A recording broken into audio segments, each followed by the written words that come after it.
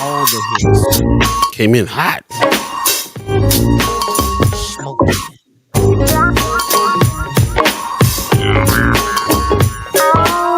Good morning, good morning, good morning, good morning.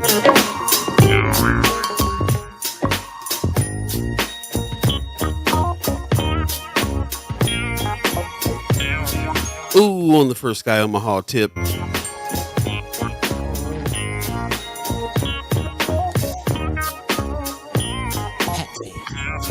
Yo, yo. 1 2 1 2. 1 2 Check one, check one. Is this thing on? Microphone checker.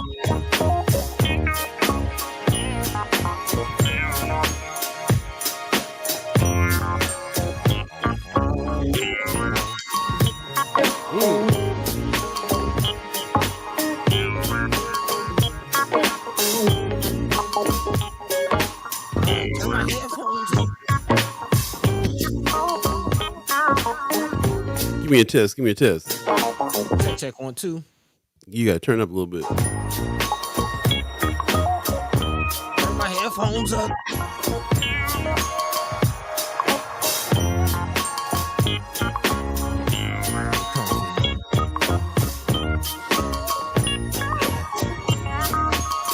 One, two.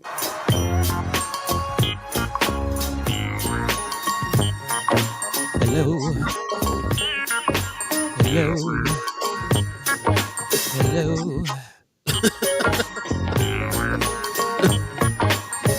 There's R&B on it this morning, huh? Yeah. A little something. Ooh, yeah. Ooh, yeah. Good morning, good morning, good morning, good morning. You're listening to First Sky Omaha Radio, First Sky Omaha in the morning. In the D's. Paul Beeee, Buddi3 Da Gawd. All of you chat chimers, ghost listeners, radio listeners, thanks for joining us on this Wednesday, August the 16th, 2023. So you can see we got a little sleep, so Man, a better show. Yeah, a couple winks in there. Got a wink or which, two. which is good, man, because no guests today. So, you got us. There you go. And we got y'all. So appreciate everybody joining us today. We already got some people in the chat. Pops is up. Man. Possibly you feeling better, Pops? Yeah. A good Wednesday morning, First Sky, and love from Las Vegas. Heard that. I've been saying it, but I'm really hearing Vegas calling my name, man.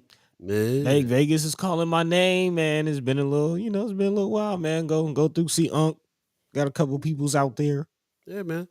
I go every time I go out there. Everybody's like, "Yo, you go to Vegas a lot, have fun out there, huh?" Nah, I go out and see fam, man. That's the Vegas, the same kind of Vegas for me.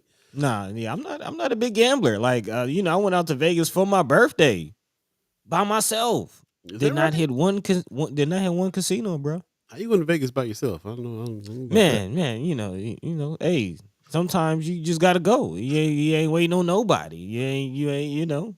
I feel that. I feel that.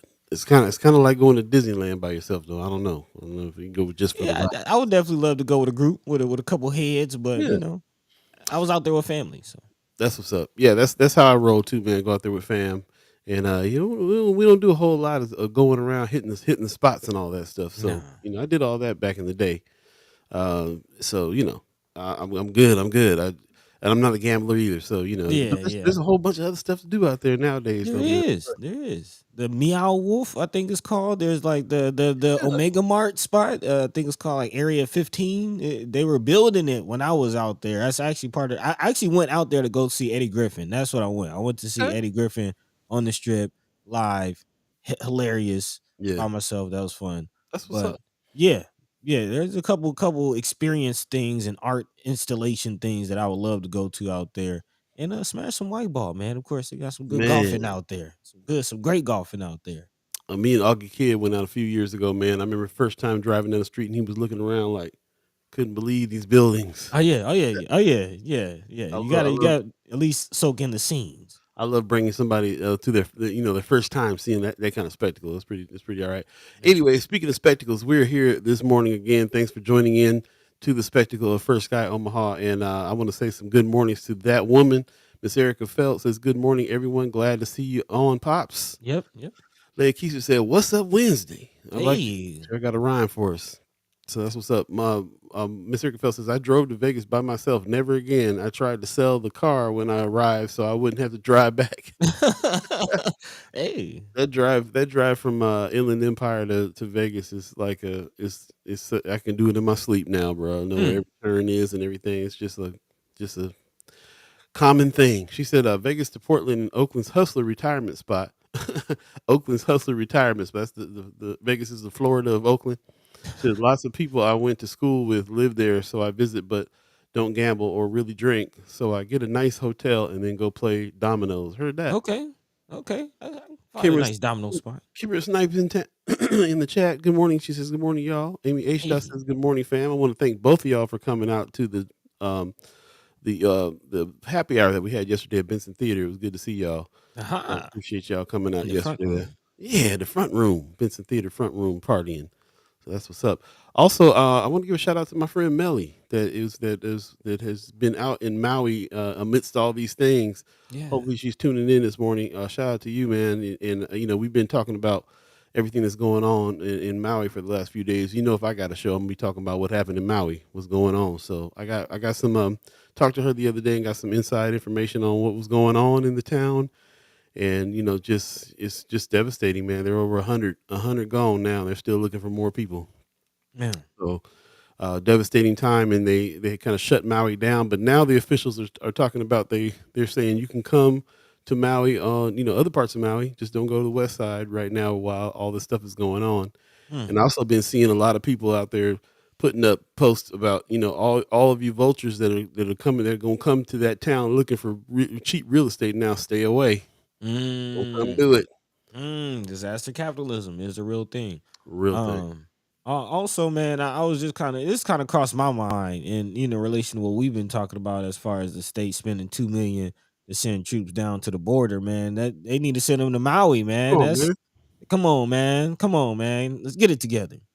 They gonna spend $2 million sending people down to the border to stop to help. Yeah, where's the relief? Or you know what I'm saying? Where's the relief for Right. there was tons of relief for Ukraine. Hmm. Hmm. Who makes the decisions on who gets relief? Man. Anyway, we're already getting deep. Tell us what's going on with you guys. All the chat chimers, all the ghost listeners, appreciate you tuning in. All the radio listeners too. Shout out to Beth. I appreciate you letting me know about the mix this morning. 6:30 Hey. crew in the house. Vibes. Big time. But yeah, let us know what's going on with you this midweek. What's on your mind? What's coming up this weekend? What's in the news that you think is important that you've been talking to you and your friends about and waiting to talk to the First Sky fam about? Go ahead and throw that in the chat. Let us know what's going on. Maui's definitely on my mind in a big way, of Yeah. course. I still really haven't talked to the people, my friends of mine that are in on the Big Island, which also has some fires and stuff going on. Hmm. So yeah, so still waiting on some calls, but for the most part, man, my friend was out there right in the middle of what was happening, so still dealing with it right now. But it sounds like she got help, and of course, she is the kind of person that helps. So she's already been kicking in, helping some of the neighbors and some of the people that need help out there, because everybody's Okay. displaced. But the Yeah. tourism thing is funny because at first they were like, "Don't come." Now they're saying, "Come, but just Right. stay away from that side," because it's billions of dollars of tourism that's happening. They got to keep the bills paid. They got to keep, especially now Mhm. when people have lost so much. Yeah. So, they're saying, yeah, come on through, but just stay away from the area. So, Yeah, but again, I would like to see what states step up to help send National mm, Guardsmen and all that. I mean, we mm, see they don't hesitate to mobilize them on protesters and border patrol. So tell the truth. come on, man. Yep, yep. Yeah, we'll see. Thank you for joining us. We got a definitely extensive show today. Got a few Yeah, stories out there that you guys have been putting in Friends of First Sky Omaha, which we really really appreciate. It's funny. I'll see something and I'll go over there and go put it in. It's already there. Y'all beat me to man, the punch. man. Yeah, so yeah, big shout out to y'all. Always on top of it. Call y'all our co-host for a Yeah. reason. Most definitely. But before we get into the stories that we got pulled, I guess you kind of asked the question, what's on our radar Mhm. locally, and definitely with just the big news down here, of course, is Fulton County's latest indictments on Mr. Trump. More indictments. Man, and 18 of his compadres apparently. The whole crew. Rico. Man, man. I guess it's not just Young Thug. They said the same judge that put the Rico on Young Thug just put it on Trump and them. Man, I guess I heard they had a list of Ricos, but I thought it was other rappers. I'm looking. It may not For be the other next rappers, rapper. but it may not be other rappers, but it is those thugs.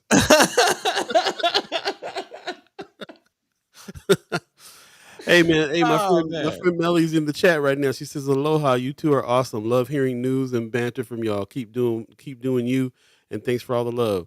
Appreciate you, Mel. Thank you for all the help and all the just the person that you are, man. Spring into action, and I'm just glad you're safe. Glad you're safe. I was really worried. Aloha for real. Carolyn Jack is also in the chat. She says, "Good morning from the South." Hey, yeah, what's going on down there where you're at in the South? Yeah. South got something to say. I love that. Miss Erica Fell says, my mother's cousin is on the Big Island golfing and said the air is affected. I bet. You would imagine. I mean, Nebraska got it, from all the way from Canada. Like we still suffer from that. And that's the problem too, is that, those hurricanes that were off in the ocean there, it blew. That's the reason why the fire spread so fast, because the wind was blowing so hard out there. They were getting the residuals from the hurricanes that was happening in the ocean, so that it blew it all around everywhere. Everybody got affected with the air quality for real. Man, I ain't know those hurricanes going on at the same time. Wind blowing, bro. They didn't get hit with the hurricane, but it was offshore, so the wind was heavy. Yeah, I mean, I lived in Florida, man. You don't necessarily have to get hit with the hurricane directly to be affected. Like it gets crazy. Yeah. Can't imagine, man. This is one of the biggest disasters ever, and it's just heartbreaking. It's heartbreaking, bro. Some of these stories, like I said, I got people that got family and stuff out there that are giving me firsthand stories about stuff that's just unbelievable, Now they're looking for blame. They're talking about infrastructure. They're talking about hydrants that didn't have water in them. They're talking about alarms that didn't go off. They're looking at the electric company now to see if it was they're trying to find some blame on this. This is now blame season now.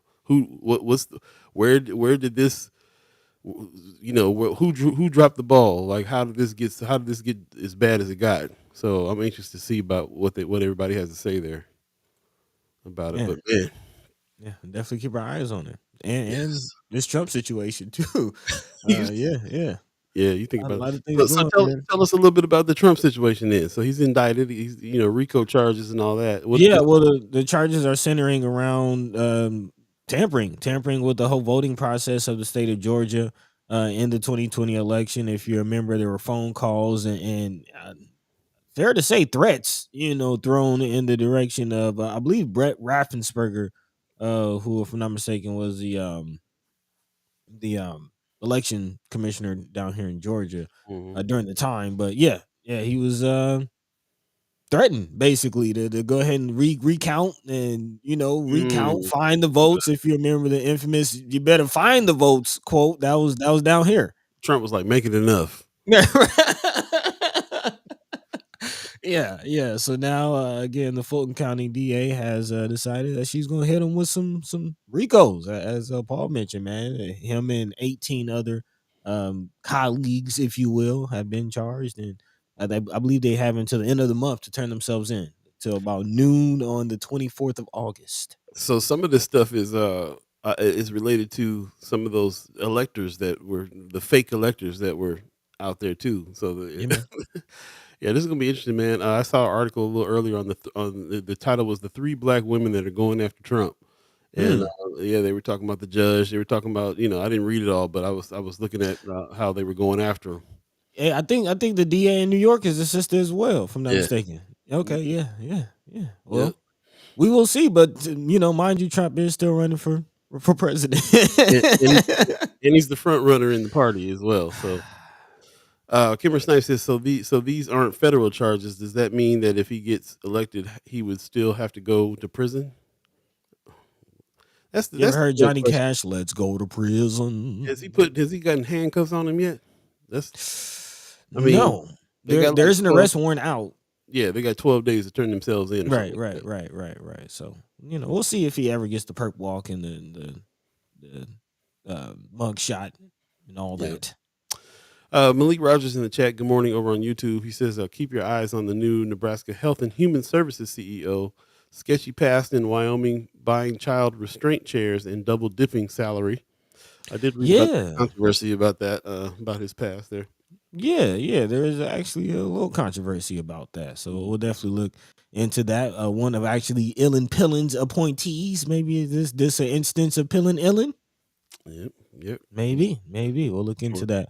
Yep. Also, I guess on that news note, it is about 15 minutes into. You wanna Mhm. just go over a quick Yeah. rundown of what we're gonna Now talk let's about? start the So, show, and then we'll come on back in and hit him with the okay, well, let's day. start the show.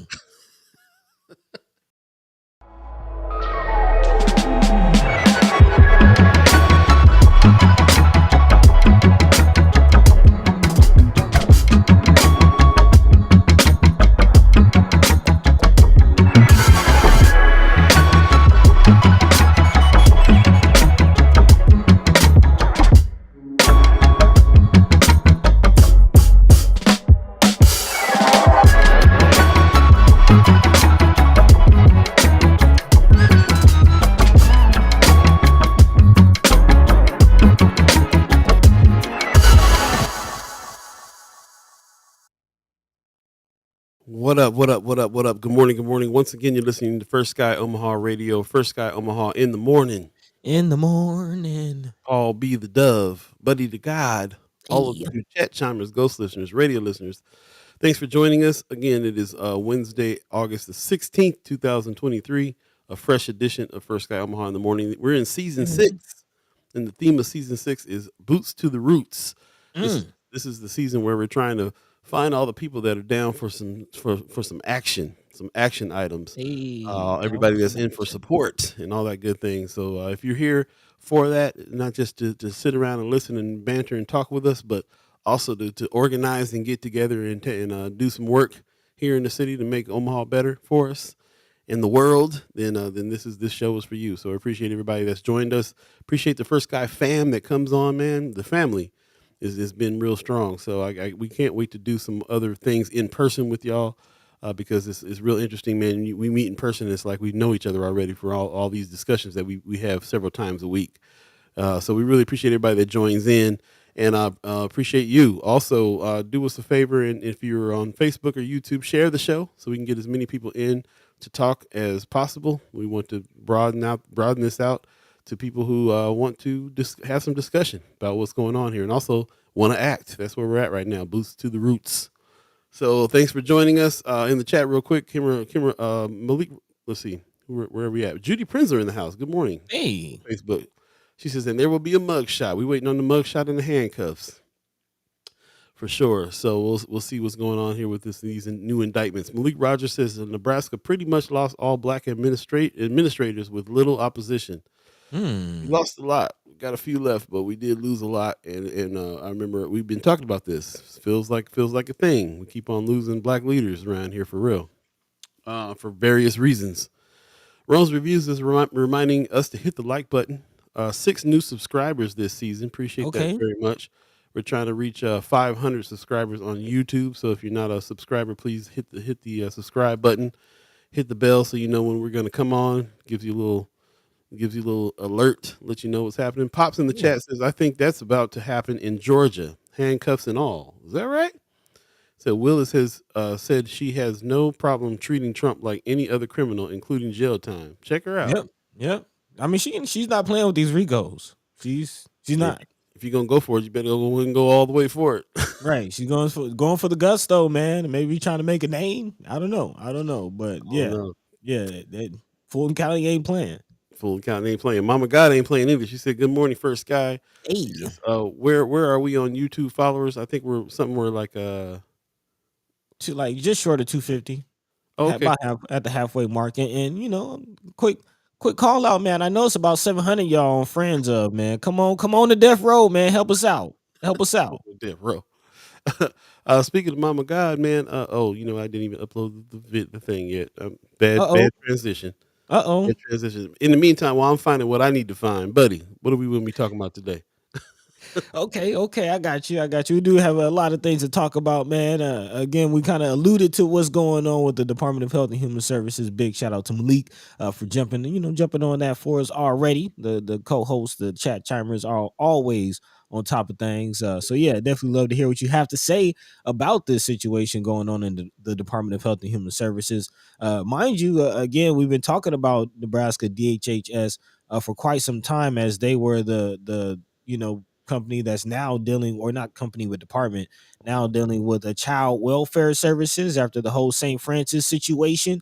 Mhm. So yeah, a lot of scrutiny, and again, if there's some alluding to some child mistreatment, again, Malik Rogers says buying children restraint chairs. Mm. Yeah,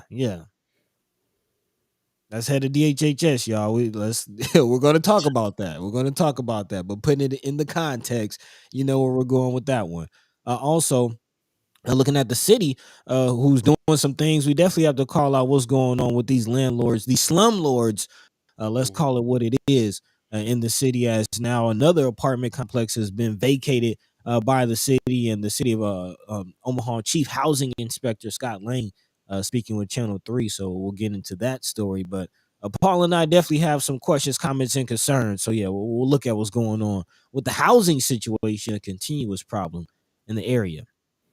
Also, That the renters apparently, have to suffer for all the time. It's really man, the small folk, the little folk always have to suffer. Speaking of that, also, the debate on school choice still rages on, and this time the kids now finally being seen, from my perspective, for the first time in this whole debacle, this whole fight, as there was actually a protest outside of a local Catholic school. Again, the two sides, keep kids first and support our schools, kind of facing off. So yeah, we'll definitely talk about that situation, and also looking at this action plan. Apparently, Omaha has a Vision Zero action plan, which they just recently had a meeting. Sister Kimmer, I see you in the chat. Again, we were talking. Did you go? Did you go? Do you have any notes that we can get into? Again, if anybody was at that meeting, it went down at UNO. I'd definitely love to hear your voice on that. So we'll be talking about all those things and more. Again, some situations going on in Crete Public Schools that are very questionable. Mhm. Yeah, a lot of things to talk about. Again, no guests, but a lot of news to dive into. And as always, if there's anything on your hearts, your minds that we're not discussing, feel free to drop that into the chat. Let us know what's going on. But yeah, I'll be. And just to let you know what's going on, we want to remind you that First Sky Omaha has now entered the game of education. Hey, We are throwing a class. This is a 12-week course called Content Creators Camp 2023. We're coming up on week 3. We're going to be back at the elevator spaces. This is where we're at for the first iteration of the classes. So back to 10 o'clock and back at elevators this week. It'll be Abby Kretz, along with Dr. Z, that's going to be doing some training this week. So I can't wait for everybody to come on through. If you have not registered yet, you can register here. If you go to First Sky Omaha, or Friends of First Sky Omaha is pinned at the top. You can hit that registration button, come on in, and put your name down, and yeah, come join us. We would love to have you to come to all of the 12 weeks of the classes, but if you can't make them, come to the ones you can. yeah, Go ahead and register and come on through. We'll have a good time on this Saturday coming up. So again, Saturday, August 19th, week 3 is going to be back at Elevator Spaces, 1402 Jones Street. This week, Abby Kretz from Documentaries and also Dr. Z is going to be back as well, and they're going to team up on some training there. This is brought to you by Flatwater Free Press and the First Sky Omaha team, and all of you who have joined the training. So really appreciate yeah. everybody that's doing that. We'll keep on talking about this throughout the show, and I'll find that link for us to put that link in the chat. So for those of you that have not registered yet, thanks a lot. Come on through, come on through. And this week should be very, very interesting. Again, as you said, we got Abby from Documentary is going to be talking about some citizen journalism. So again, definitely, the heart of really what these trainings are about. Again, equipping everyday folk, people from the community, to be able to tell the stories and really be the journalists and be the storytellers. Because we talk about this a lot behind this, but a lot of people might not know that a lot of the journalists that are on the news aren't from the community. They have no real ties to the community. A lot of them, you might have one or two anchors or journalists that might be from the city. I went to local college and still working in the market. But most of the people are on 2-3 year contracts from some other market, and they're in a revolving door. So we need people from the community that know the community, that's invested in the community, to be able to tell a story. So again, citizen journalism, that's what that's all about. Definitely excited to have Dr. Z coming back and Abby Kretz stepping in with us as well. So yeah. Okay. Yep. Appreciate that, man. What do you want to jump into first? Let's go ahead and jump into some news. Yeah. Speaking of that, I guess we can start with a little good news. If tell them what's going on down at MCC. Okay. Yeah, let's do it. Yeah, Metropolitan Community College. This is reported by Channel 3. Is offering new associate's degree and certificate program in power sports technology. Again, Metropolitan Community College is offering a new associate's degree and career certificate program for power sports. Our focus is to train students to become entry level technicians. That's according to instructor Terry Kubler. From motorcycles, ATVs, UTVs, lawn equipment, and more, the Power Sports and Outdoor Power Technology program covers it all. Again, the 2-year degree starts with basic engine and electric classes and moves up from there.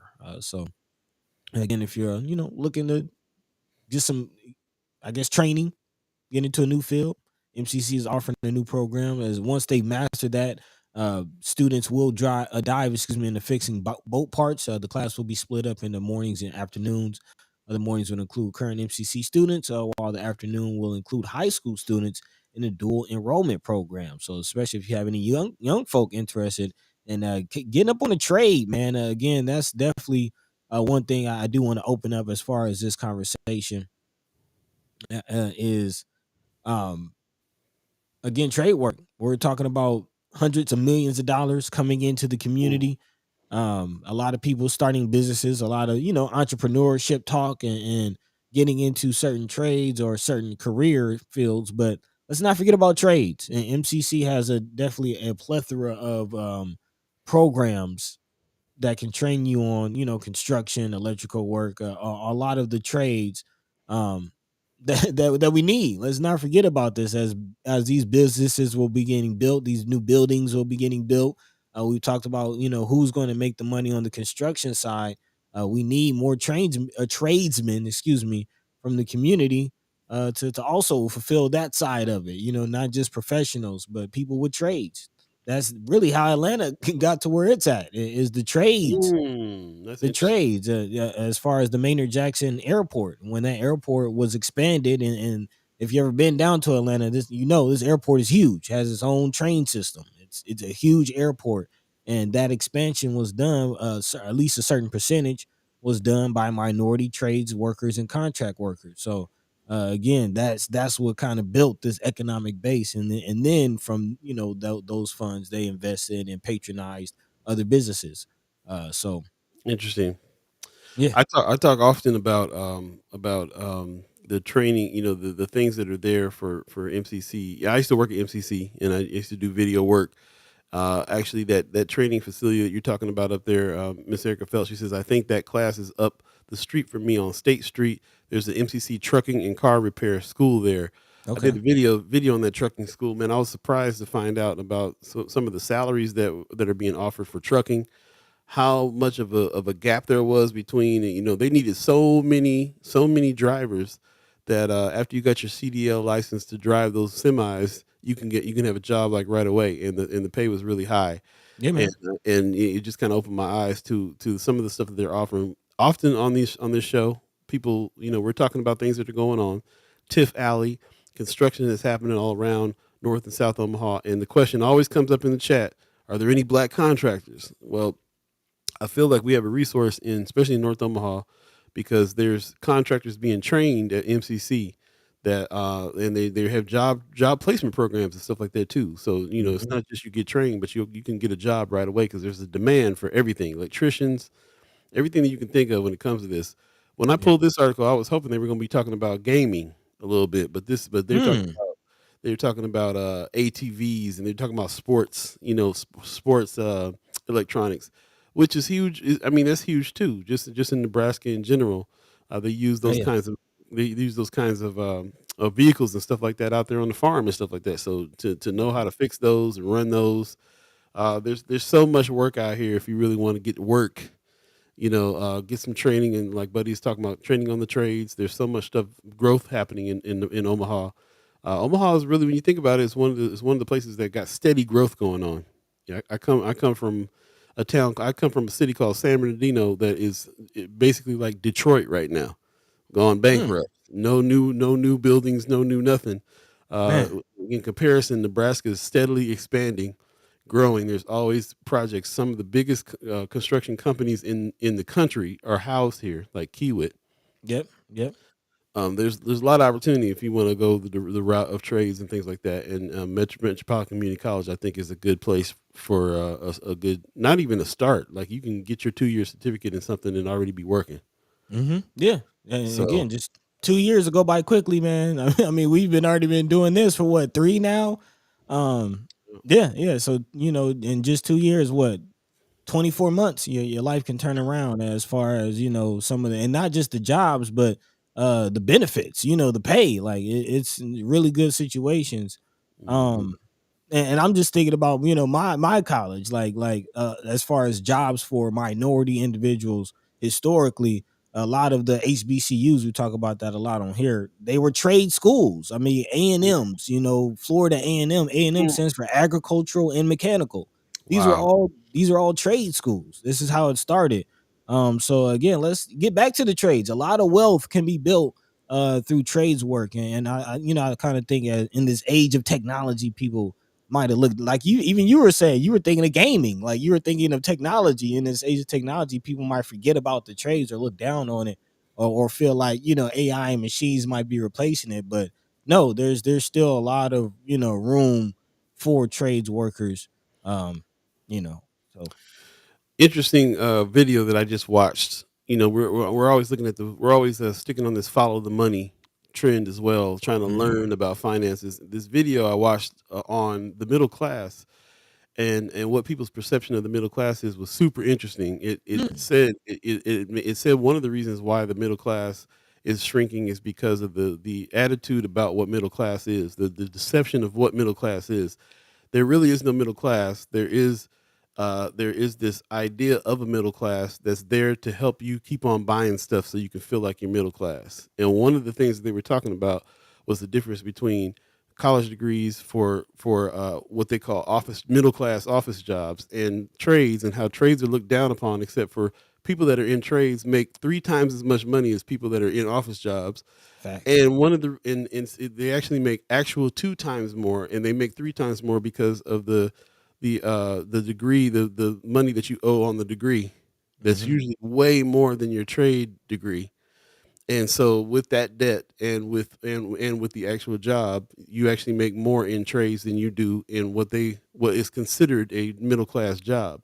So this class deception to where you are going to look down on somebody that's fixing your air conditioner when them people are making more money than you is crazy.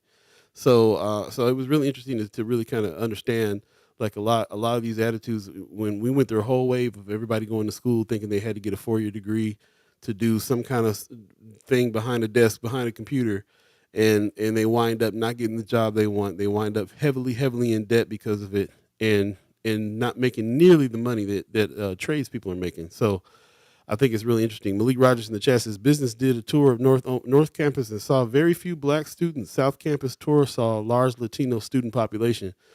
Yeah, when I was there working at Metro, that was the thing. They were constantly trying to do outreach to our neighborhoods because they don't have the connection to the neighborhood that some of us have. This is another reason why we went the route we went with First Sky Omaha, because what we're trying to do is be able to have access to our neighborhoods and be able to translate some of this. Explain, Man, look, you right up the street from your house, you got places that you can go, and in 2 years you could be making $100,000 a year. Like right.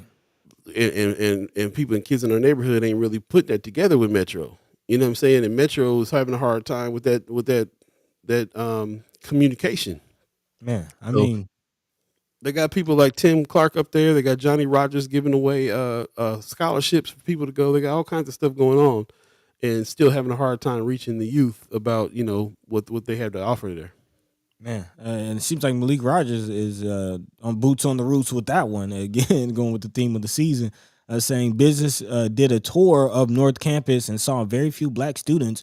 Yeah, just South be like, Campus tour saw large Latino student population, and later on said talk with diversity VP, and felt they were oblivious to this and with no diversity plan. So don't know where to start. When I was there 5 6 years ago, they were like, what can we do? They had me making videos and stuff like that to see if we can push that out to people. You know what I'm saying? Like man. they that's been the question. It's been the question, and it's not all their fault. To be honest with you, it is the perception that we're talking about here. Mhm. Like even in our community, we like I ain't gonna be out here, doing no plumbing. I ain't gonna be out here, blah. You know Man, what I'm saying? man, doing no slave work. I mean, let's Yeah. let's call it what it is, man. Our society looks down upon people that do trade work.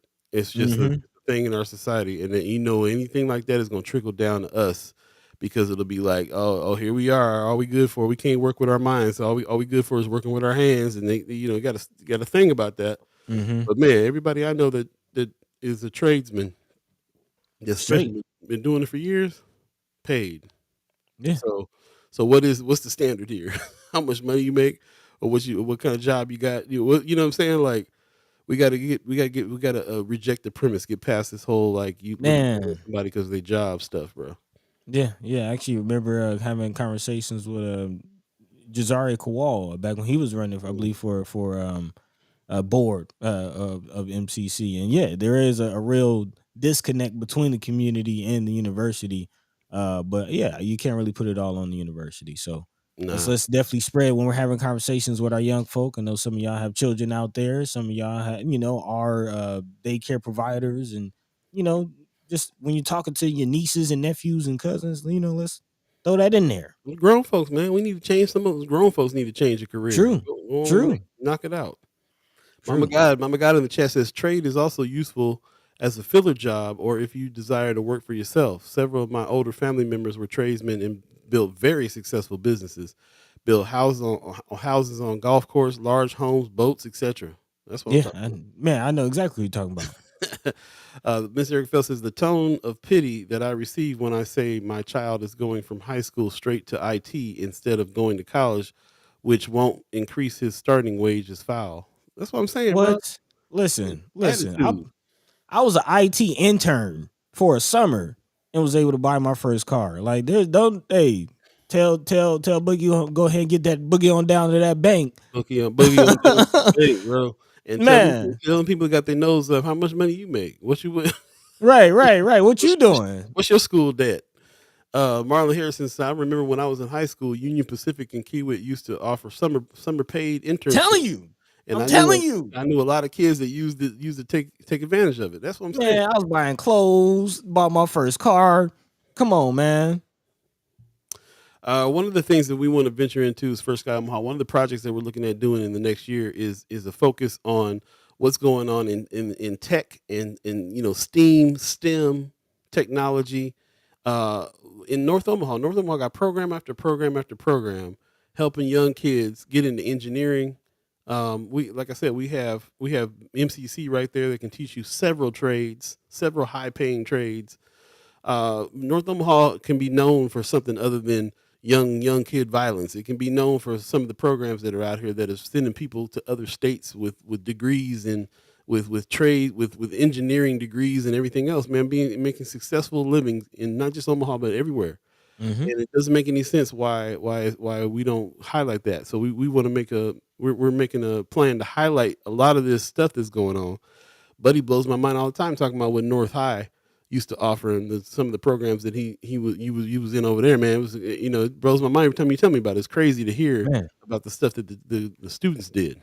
I mean, those very exactly what Marlon Harrison is talking about. That's exactly what I'm talking about, and that's through North High. That's through North High that offered those internships in Union Pacific and offered internships to Keywood. I remember going to my mama God can tell you about it. I remember going to touring the Children's Museum, or not the Children's Museum, Children's Hospital, right on Mhm. 72nd and Dodge. That big wing that's facing Dodge Street that they recently built, maybe now about 10 years ago. But I was there, touring that before it was completed. There were no windows, you know what I mean? And you Mhm. had the hard hat on and everything. Like, getting that exposure and getting, that introduction to those high paying fields early on, it's possible in Omaha. But how many youth are going that way?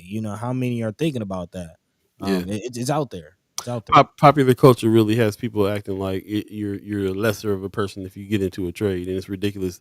It's ridiculous to be controlled by an attitude when you can be making money. The Kimber Snipes says Terry Moore ran unions here for 40 years. He told me he used to walk into high school classrooms and say, "Okay, who wants to make 70K a year?" And that was in the 70s.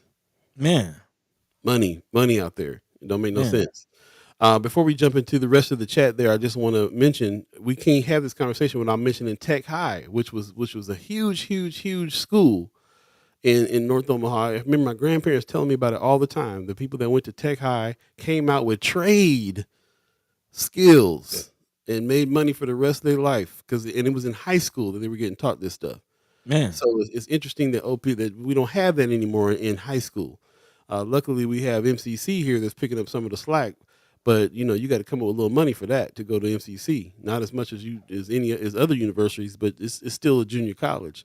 But the fact that they all came up in high school getting those trade skills is a trip. man. I'm gonna hit us with the segue because we're gonna jump into OPS here in a second. Yeah. But just in the school conversation, of course, we got this school choice debate that's still raging on, and I have some new thoughts on that I want to dive into. But before that, there was a lot of controversy surrounding the school career pathway situation. Again, there was I believe, I don't know, Cameron, let us know, did they implement it or was it discussion about being implemented? The idea of career pathways in the high schools, and again allowing students to choose a career path. It could be trades, could be something in technology, something in a professional, um, office type setting. But there was some pushback, and this whole conversation kind of makes me think, like, why? And that was really the question back then. Why the pushback for students being able to make a path and actually getting those types of introductions, in a more official capacity at the high school level? Why was that? Um, yeah, just that just kind of popped up in Yeah, my mind. Like, that's a great. again, those things are happening right here in our own backyard. That's a great question. It reminds me of MCC does have a program where if you're doing pretty good in high school, you can start taking college level classes while you're still in your last year of high school for Hmm. free, because they're trying to do they're trying to solve some of this. Why can't we be introduced to some careers in while you're still in high school? It's a good question. Let me run through the chat real quick, then we can get Yeah. to the next. Amy H. Dot says there is good money in trade work. That's real. Miss Erica Fell says I went to the College of Alameda Community College, where many from Oakland went for a freshman year, then went to UC Berkeley and HBCU the remainder. Yep, Hmm. it's Okay. still a good plan if you want to do the 4 year thing. It's still a good plan to hit junior college first. You know what I'm saying? Get your first 2 years in, and then do your last 2 years, at another college. And it depends on what you want to do. But It's the best plan actually, because your first 2 years at a 4 year university, you're going to be doing general studies. You're going to get all the general stuff. You're not really going to get into your specialized classes until later on. I went to I took a summer course or a couple summer courses at the community college while I was in college, and it was the same professors that was at my 4 year university or Florida State.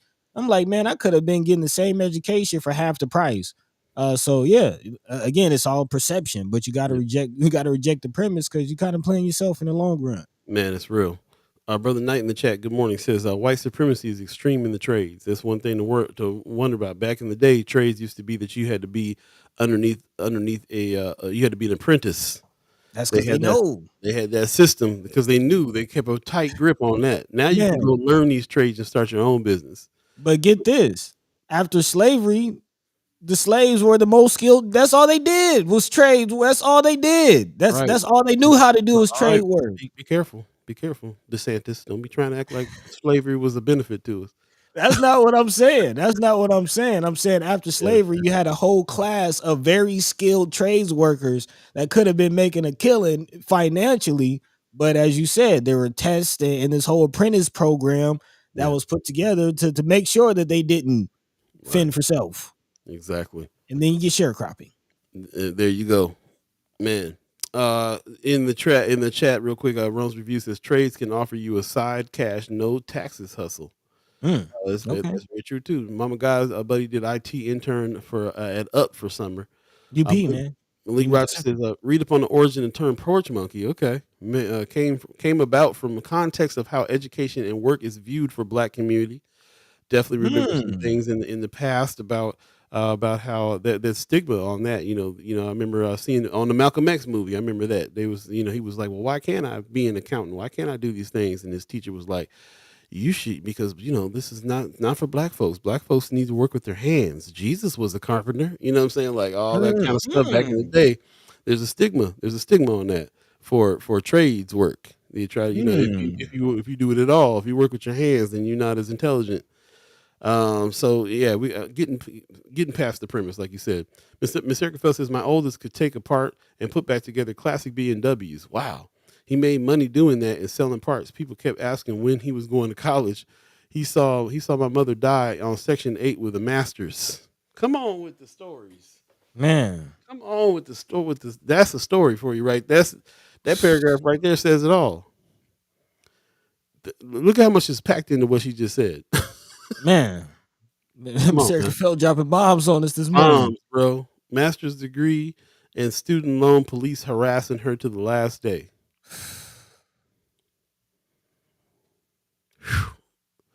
I don't Man, even know I gotta keep going. Brother Nice. I gotta read it. I gotta read it, brother Stewart. Oh, Mrs. go Knight ahead. coming through, man, with the words. The false illusion of material opulence has crippled black advancement. Come on, man. Man, I need that on a t-shirt, Brother Knight. I need that on a t-shirt. poetic. Brother Roger says Nebraska lost Anthony Goins, who in Black Omaha is go to for workforce development now. Good question. Workforce development is got a little hole in it for sure. We've been talking about that for a little while too. So good questions. Kimber Snipes says OPS did have a program to connect students with the construction companies doing the work on the new schools that were built. Mm. Okay. Brother Knight says everybody wants fast money with less effort. Very true. Kimber Snipes says I don't think they have the most beneficial relationship with MCC though. You talking about OPS? Yeah, I don't know. There seems to be a little thing there. You're right. OPS and MCC don't work together as much. I know they have one program I can name, but I don't know. Kimber Snipes says yes, it was implemented, and part of that is programs around different types of trades like construction. Okay. Okay. She also says, from what I recall, and they're getting ready to be presenting on it through the board, I believe. Okay. Okay. That and mask and CRT, which wasn't even being taught anyway. Going, Hmm. she said academies and pathways was part of the reasons we were being escorted to our cars by the damn police. Wow. I'm saying, like, it was very controversial. And again, why? Why do you not want students to have, especially in OPS, which is 77% minority? Right. I'm gonna jump down. Sean McCarthy in the chat. Good morning. Says college offers so many intangibles, teaching kids critical thinking, exposing them to different cultures, but at the same time, saddling kids with 60 to 70,000 debts for jobs that routinely pay around 50,000 or less. Yep. Ain't that the truth? Amy H. Dot in the chat says Aaron Hansen was presenting on it to OPS board meeting a couple months ago. When I took notes, they were talking about how successful it was and hoping the board approves them to do it again and expand. Okay, that's the first I heard about any of the results of the meeting where they were Okay. trying to introduce that. Vaughn Chapman in the chat. Good morning. He says the question is why is there such a disconnect between OPS and the youth regarding the trades? Yep. Same question. Same question. That one, Miss Erica Phelps says, I'm definitely not against college. I'm for choice and doing what's best for each individual. Segue into our next Man, step. ha ha ha Come on with it. ha! She said the ding ding ding ding ding ding ding. She said the word. Matter of fact, it's 7:49 right now. If you believe in the concept of time, you're listening to First Sky Omaha Radio, First Sky Omaha in the morning. In the morning. I'll be the dove. Buddi3 Da Gawd, all of you Hey. Pat Chambers, Ghost listeners, radio listeners, thanks for joining us. Let's jump into this next story real quick since she did such a nice handoff pass around the back, Magic Johnson through the leg. Yeah, man. Pass. Yeah. Boom.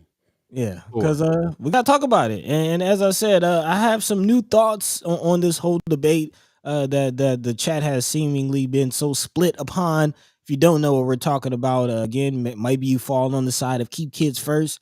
maybe you fall on the side of support our schools. But there is a petition drive on a tax credit bill that again will give a tax uh, credit to those who give to private schools for their education fund and their scholarship funds.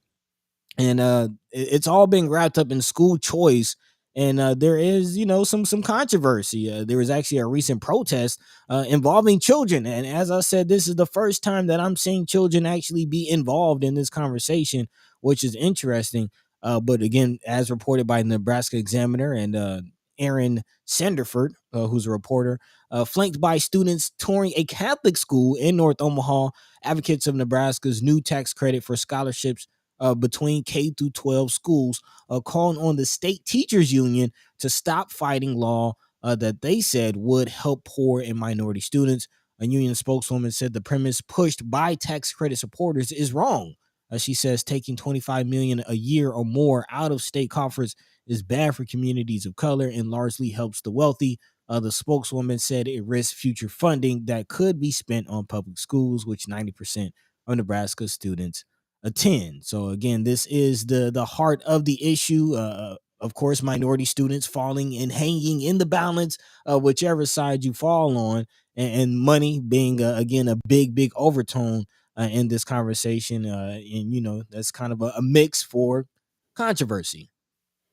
So before I kick it to the peanut gallery, I will kind of share my new thoughts on this because I was thinking of the conversation we've been having specifically here on this platform and how it's been framed and what the actual bill is, and I do want to make some clarifications because I think that it is agreed upon that again my main thing is I believe it's good for students to have more choices. Like, need more choice. It's called the school choice bill, Mm. but in actuality, the bills for tax credits for um scholarships for private schools. So Yeah.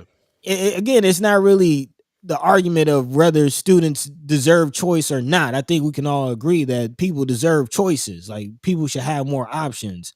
You know what I mean? And I feel like that's kind of the main tone of the conversation that we've been having, which is why we can't really get anywhere. I feel like really the conversation that we should be having is this tax credit, what private schools actually exist, and what do we think that they're actually for the minority students that everybody is talking about is going to be impacted the most, as far as I'm thinking. And thanks to this article, most of the private schools in North Omaha are either Jesuit or Catholic. And Mhm. again, no, not to speak radically about any other organizations or things like that, but it's not, we need more options. If we're talking about options and choices, what is a conversation of creating more private schools if that's the direction we're going to go? And if it's not, then we are talking about certain individuals benefiting from certain activities for certain people. Interesting. Interesting. This if you guys have been following along with us over the journey, especially this season, the conversation has been weaving in and out. As Buddy was stating earlier, there's been a split in the chat, in the chat chimers. And usually we wind up on the same page with stuff, but this one has been sharply divided, just like how we're seeing out in the public. And when that happens, I'm usually like, it has to do with the fact that there's something going on here, there's a piece of information that's being left out, something that people ain't understanding. So we keep on, every time we see an article here, we pull it out in order to get a deeper understanding. It sounds like that just happened. So this new article brought something to light that made you feel like that one of the premises that we've been going off of in speaking about it, this premise of everybody needs a choice, is not exactly what this whole argument is about. Is that what I'm understanding? Mm-hmm. Yes. Yes. It's not about the choice. It's about the finances and what choices are out there. And if this, opens up, where are the finances going to go? Interesting. Ms. Erica Phil says the bill really has nothing to do with choice. Okay. Marianne Williams in the chat, good morning. She says, until public schools clean up their act, especially the school to prison pipeline, people deserve a choice. Again, we're realizing that this particular thing is not really about choice. I don't have it wrapped around my head all the way. I'm listening. I'm taking in what Buddy's saying. What say you in the chat? Let us know about this particular subject. Are we still talking about choice here, or are we talking about something else? We talking about where the money's going. The tax, because like I said, this is not really where the money's going. And we already kind of figured out, we already looked and saw that it wasn't money being taken out of OPS in order to give Right. people. We're Right. talking about tax credits in order for you to be able to send your kid to where you want to send your kid to. And right now, we don't have a whole lot of options of where that's at. Where are the private schools being built if there's going to be tax credits to go to them? So that's a good question. Miss Erica Fell says Talbot isn't religious, but even with their largest scholarship, they told me 18K a year for eighth grade. Shake my head. At that time, I barely made that a year. So private schools. We also talking about the cost of private school. Which is again why this whole that's the heart of the bill is the money and the cost. Again, the way the bill under the new law, according to the Nebraska Examiner, the tax break is capped at $25 million a year for 3 years. It could rise by the 10th year to 100 million, or about 10% of what the state spends today on state aid to public schools, which is, to my understanding, where the theory of money being taken away from public schools is coming from. Mm-hmm. Again, support our schools, Nebraska, which is the people who are pushing the petition. So again, understanding who's on what side, Mm-hmm. support our schools, Nebraska is behind the petition drive. They're the ones asking for this to go to the ballot, and it must gather signatures from 5% of registered voters, which is roughly 60,000 people. And according to everybody who's been seeing the petition circulators out there, they think that they might reach that goal. Keep Kids First, again, who's on the other side, is a group urging Nebraskans not to sign the petition and is pushing people to remove their names if they have already signed. Again, if the measure collects enough signatures, it will go to ballot in the November 2024, so next year, November election, whether to retain or reject the Opportunity Scholarships Act. Similar measures in other states have led, again, hundreds of thousands of dollars, if not millions, in outside spending on campaigns and for against the issue. So again, one of the very hot button education topics, not just in Nebraska, but across the country. Okay, so just to go back because you kind of skipped over, I want to know. So Save Our Schools, Mhm. the side that they're the ones that are pushing the petition. They're pushing this petition in order for us to be able to have what they are considering choice, and tax credits go to people who want to put their kids in private schools. That's who Save Our Schools is behind, right? No, so support our schools is pushing to get this on a petition because the act has already been passed in the legislature. So support our Oh, schools wants to get it on the petition or on um the ballot. hmm So in hopes that the state voters will vote it down. okay. So Support Our Schools once this Because does the not act has already happen. been passed. So support our schools does not want the tax credit to exist. Keep Kids That's what First I'm trying to find. does Keep Kids First wants the tax credit to happen. exist. Got it. Okay, I want to get it straight. Which is which on that? Yep. Okay, let's jump into the chat. Marianne Williams says conservatives are dumbing down schools to create a stupid workforce, and as that happens, petition signers who have money will be putting their kids in private schools after trapping poor kids. Christy Norris says, and these private schools will deny admission to students who have gay family members. So So again, that another issue about these private schools. most of the private schools that exist in North Omaha, Holy Name, Jesuit, these are all Catholic religious organizations who can deny those people on religious grounds. Marianne Williams, though, is saying it's about choice. It's being able to afford a school that works better for their students, and we will never have more choice without that money. So again, the other side of this is what she's. It feels like the other side, and this is Marianne Williams, who I think was on the opposite side before about this issue, and I remember her talking about what came about in order for her to change her mind on. Is that am I saying that correctly, Miss Williams? She says right now it's about choice, about being able to afford the school that works better for the students. So, say the Jesuit school that we got out here would work better for your student. You don't have the 18,000 that Miss Erica Fell's talking about, so you get a little bit of help with a tax credit in order to be able to send your child to a school that works. Now, on the surface, that sounds like a argument for this, But like you're saying though, where are the other kinds of schools? Right. Because again, and you have the law and then you have the application of it. So the law itself, yes. If we had again, if we had more schools like a Mandela that people can donate to, also if we had a more people who are more financially well off, and we're talking about the black community, let's just call it what it is, because that's the people who everybody's saying is hanging in the balance, right? So if we had more schools like Mandela, But and we have people who can actually, donate up to 25 million or $100 million in scholarships, then this law would be perfect.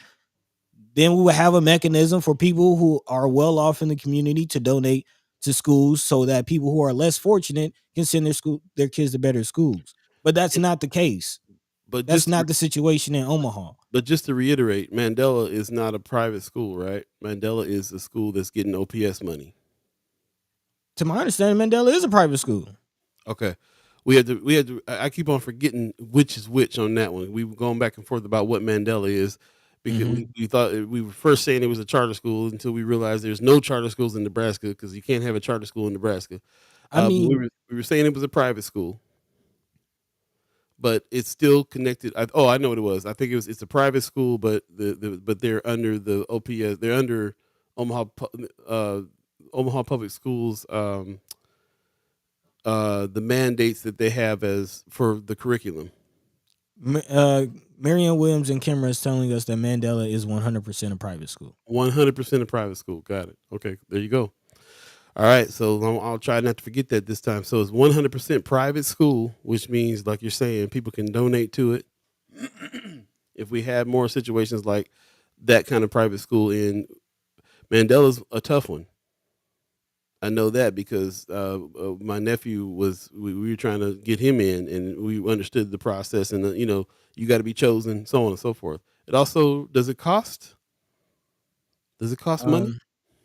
I do believe there's a cost associated, but I do believe they have scholarships and programs. Miss Erica says, I'm sorry, Marion Williams says, I agree. Well, she's talking to Amy, but we've been saying that for decades, since Brown versus Board, and there doesn't appear to be the will to change in those decades. As far as public schools improving? Amy H. says, if we don't have the right folks in place to improve public schools, it doesn't matter how much money you throw at the issue. That's true across the board for any issue: education, housing, etc. Right, which kind of gets me to a larger point of just, and this is something that Kimra has always been screaming about as far as leadership and good leadership. And let's just be honest, man, the country ain't being ran by the right people. It's just going to come down. It's not the system itself. It's the people who's running it. Yeah, it's not the system itself. It's not. The people who are running it are running it to the ground. I mean, I don't know. I think the system needs some tweaking as well. But yeah, people who are running the system is probably the reason why. Why it's not being tweaked. The fixes and the answers are out there. That's true. That's very true. Josh Tague in the chat, good morning. I haven't read anything from you yet. He says, any improvements in public or private school access will help a very few. The have-nots fight over scraps, while the haves are good to go.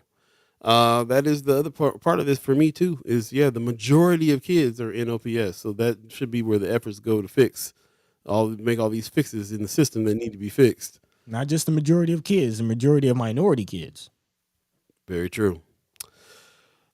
Let's smell the coffee beans for a minute. It's 8:04 right now. If you believe in the concept of time, you're listening to First Sky Omaha Radio, First Sky Omaha in the morning. In the morning. Paul B, Buddi3 Da Gawd, Chad Chimers, Ghost listeners, radio listeners, heavy, heated conversation about this topic. Let's take a quick break, and we'll come back. If you guys want to continue to talk about this, we will. Otherwise, we'll try to move on to some other news as well. But in the meantime, let's take a quick break. Once again, tell a friend, share the show. Let's get as many people in on these topics as we can. Stay tuned. We'll be right back, y'all.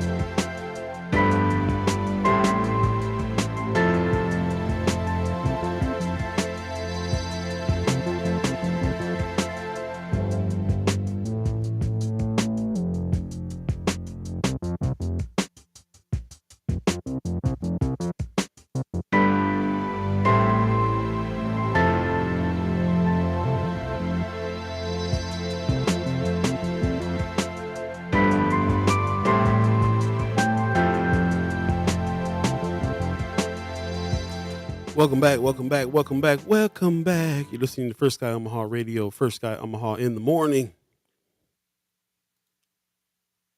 In the morning. I'm sorry, y'all. I'm deep in this rabbit hole, man. I had to go pull up the bill myself. I just had I gotta lay eyes on the bill. All right, I guess we still talk about this. Buddy's digging into the bill as we speak. It is Because man, we gotta get it right for the folks, man. We gotta get it right. And I'm the chat is kind of getting away from us, so I'm going through the chat. And I came up on a comment from Miss Erica Felt that I had to look into. She says that gives a tax credit for donations to the schools. It does not mean Brian L. Talbot will lower the fee or increase the number of scholarships, however. So again, there's a lot of questions because does the tax credit go to the school or go to the individual giving the donation? That's a good question. Chat. That is a very critical question. Exactly, chat. Because that's my whole point. Like, who's going to take it? Like, there's the law itself is cool. Like, the act, in theory, it sounds cool, but who's going to really take advantage and benefit from it? Very true. And I have another quick question too. Who is going to benefit from the content creators camp 2023? If you have not gotten down with us on this yet, I'm gonna throw the registration in. You can register and come on in. We would love for you to go to all 12 classes. We're actually on the 10th class now, so we would love for you to come to all of them. But if you can't, you can come to each individual one according to how you want to do it. It's going to be every Saturday, every week at 10 o'clock from 10 to 12. We're on week 3 already. It's going down at the Elevator Co-Warehousing Community Building on 1402 Jones Street. Go ahead and register and come on through. And this week, instructors are going to be Abby Kretz. She's a citizen journalist, and she was involved with Documenters Omaha. Also, Dr. Carol Zugner. She's a Department of Computer Science, Design, and Journalism at Creighton University. She was with us last week for week 2 and dropped all kinds of knowledge bombs on us, and I can't wait to talk to her again as well. So definitely come on through to this one. We're going to be back at the Elevator like we were on the first iteration of this. So week 3, Saturday, August 19th, is Saturday coming up. You already know how we're going to do. We're going to bring the donuts, bring the coffee, and bring your notepads, bring your laptops. Come and get a little education. This whole thing is about us taking what we already do, content creation, and putting the tenets of journalism on it so that we can be trusted sources of telling the right stories, telling the stories we need to tell in our communities. And we really want to build an army of citizen journalists in order to keep the powers that be at bay, man. We got to be keeping them in check. We got to keep them in check. And this is how we do it. This is all about our First Amendment rights, or the Fourth Estate, the only part of government that keeps a track on government. So, and everything that's going on, a lot of shady behind the door dealings go on with money and everything else that happens. The reason why the system is like it is. So as many people that we have out here turning their cameras on, watching it, reporting on it, the better. So come join us and learn how to do that. Content Creators Camp 2023. Week 3 is this Saturday coming up, 10 o'clock back at the Elevator. And I'd love to see you there. So register if you have not. And once again, would love to see everybody here, especially that's involved in First Sky Omaha family that does this already. We're discussing these issues already. We're coming up with our own ideas and things already. So it'd be good to be able to learn how to formally put them down and get them to people and, change some hearts and minds about some stuff. So brought to you by Flatwater Free Press and First Sky Omaha. Content Creators Camp 2023, week 3 going down. Yeah. The whole rundown. So yeah, definitely appreciate everybody who's already come through and who plans on coming through. Check us out. Speaking of coming through, I see brother Senator Terrell McKinney in the chat weighing in. Hey, please help. You see where we're at, bro. You see where we're at. He's usually a ghost listener. He's usually chilling in the cut, but he had to come out and talk about this. He said, should we eliminate all tax credits if they take away from schools? It's not perfect, but we have one system that continues to fail our kids. We have to try something. They donate to a scholarship granting organization and the kids gets the scholarship.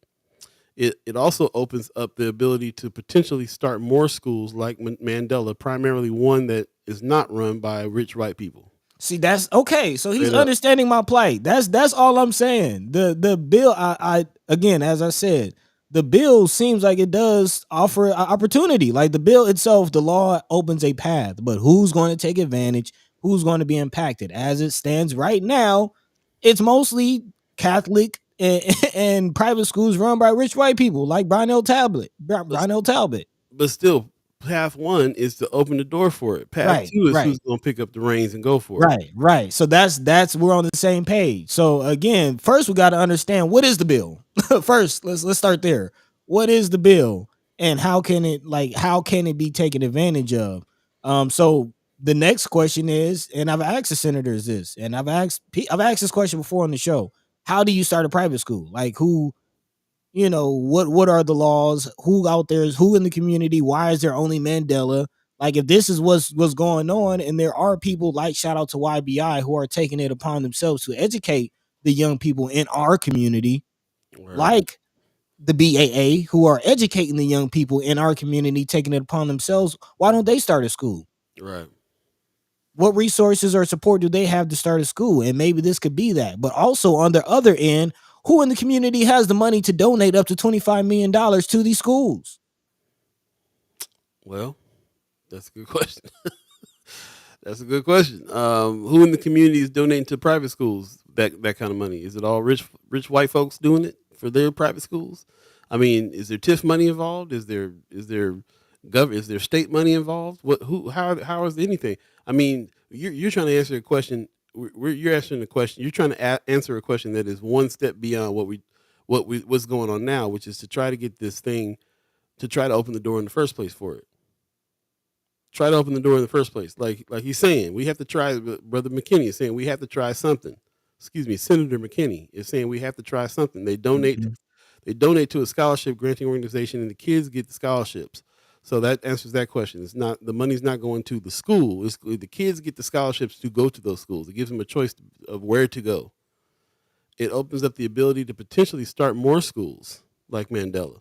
Yeah. So And I see Malik Rogers in the chat also saying if the Omaha Black Catholic scholarship still existed, will folks still be mad? And my answer is yes. Not to speak radically against any other organization, but come on, Catholic, like what other options do we have? A Catholic can't be like, no disrespect to anybody that's Catholic, but as black folk, as quote unquote black folk, excuse me, at a certain point, we got to give back to Rome what's Rome's. You heard of the slave Bible? Come on now. Do we really want to get in that conversation? I do. Do we? I think so, man. I mean, like, we can't. It's hard to have this conversation without talking about the reasons why the system is like it is now. Come on, man. Miss Erica Fell says if we think the tax credit will change how schools enroll families and that it will open up for low income, marginalized, Black or IPOC, LGBTQIA plus, neurodivergent, different children, I read nothing. Those extremists who donate to a school get this tax credit will be catered to. Marianne Williams says that woman, wouldn't it be better to start a similar tax credit for public schools and allow people a choice? But I guess the argument is that's, first of all, Senator Wayne has already told us that OPS, let's just talk about OPS, the largest public school in the state, public school district in the state with mostly minorities who, again, with this whole tax school, this whole argument, or that's who's hanging in the balance. Low income minority people. That's OPS. That's OPS. What is OPS doing? They can't even find a superintendent. OPS, and they said they don't need more money. They got a huge budget. They're not asking for more money. Even without asking for more money, the senators have gotten them more money, and none of that money is getting taken away to be put on this other stuff. So that's got to be first thing. What the senators, what I'm understanding the senators are trying to do is open the door for other kinds of like Mandela School. You got to open the door first, right? You got to Right. be able to do it. Yes, we were jumping the gun saying, well, who's going to teach them? Well, where's the schools coming from? Well, who's going to pay for the schools? We're jumping the gun. The door got to be open first in order to even be able to start a private school that would benefit our kids more. Agreed. Agreed. And again, I said the law, the bill itself, I think is a good thing. Then you got the application of it. Yeah. Marion Williams says, and let's just be real, the Latinx community is Catholic and want their kids in Catholic schools and deserve to be able to do that. Okay, so yeah, again, we're jumping to who has private schools now. We know that the Republican script is calling for certain types of schools that they definitely want to put their kids in, and but they also trying to control what's going on in public school majorly as well, as far as curriculum and everything else is concerned. So. And here, and also what I keep going back to too is what the senators are always talking about. Both the senators that come on this show work with kids from OPS on a regular basis. They watch the OPS failing our kids constantly. Yes, something needs to happen there, because it's not like all these kids are going to come out and go to all these different private schools. These kids, they're going to be in OPS. That is also something that needs to be fixed. And the way that the legislation fixed it is by getting them money. But OPS has plenty of money. And OPS ain't even asking for no money. And OPS maybe needs some people to come in and help them figure out how to spend this money. But it's not, but the only thing that the legislature can do is make it so that the kids got a choice on something else to do. And yes, if the door was open right now, it would probably mean more religious schools, more private schools on the west side and all that good stuff. But, it opens the door for us to figure out how we can also put private schools together, more Mandela type schools and so on. I'm thinking. Because, like Marianne Williams is saying, we wouldn't, if there was a Mandela school that was run by the Malcolm X Memorial Foundation. They opened up a school, and it's the school that is as strong as Mandela, and the entry fee was but in order to make that happen, they had to have a kind of a fairly significant tuition. How would anybody be able to afford it if they didn't have the tax credits? Why?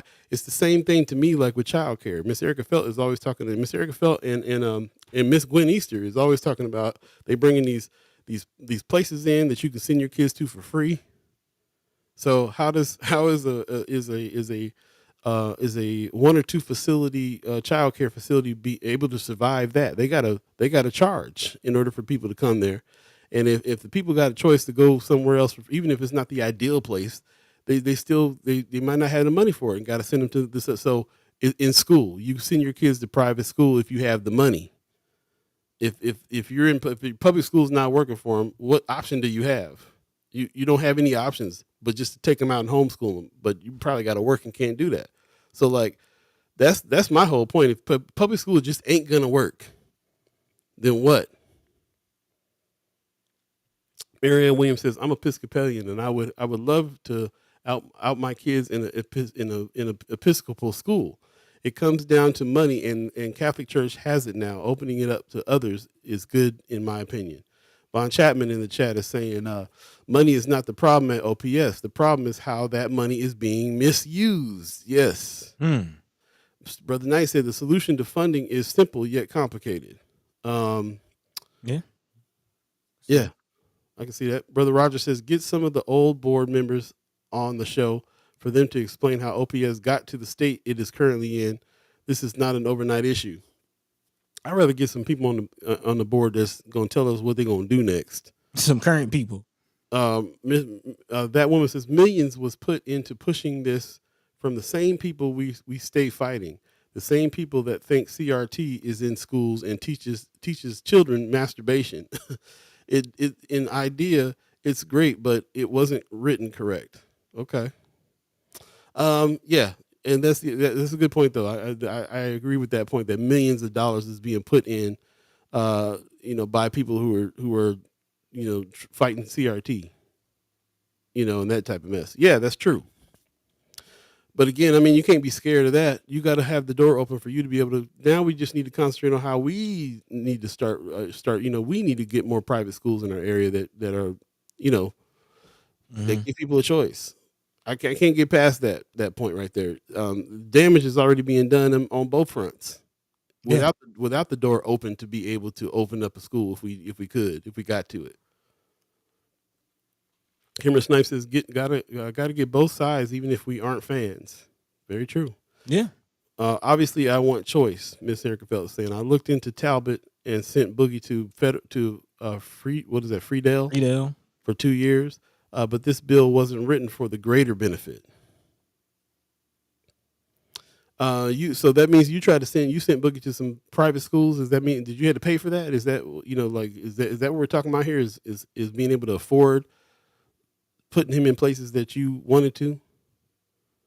Yep. Um, Marianne Yep. Williams says I have a lot of ideological issues with the Catholic Church, but their control extends far more than private schools. They have the money because they also taken over healthcare in Nebraska too. Ooh, that's another subject to get into.